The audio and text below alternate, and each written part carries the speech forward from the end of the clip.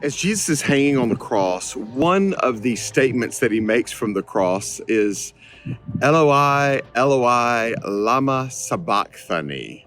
Now, that is an Aramaic statement, and it translates to, my God, why have you forsaken me? There's been a lot to be said about that phrase. Did God forsake Jesus? Did God turn his back on Jesus? Theologically speaking, that would be very difficult in a Trinitarian God. They are one God in three persons.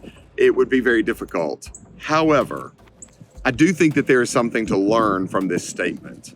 As a matter of fact, if you were to turn to Psalm 22, you would see, as Psalm 22 verse 1, it says, my God, why have you forsaken me?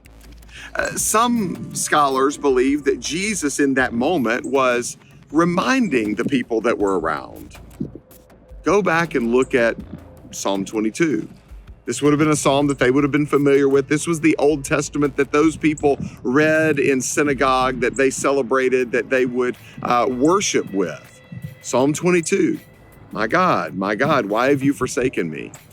If you were to continue to read through that psalm, what you would see is a very strong messianic psalm prophecy.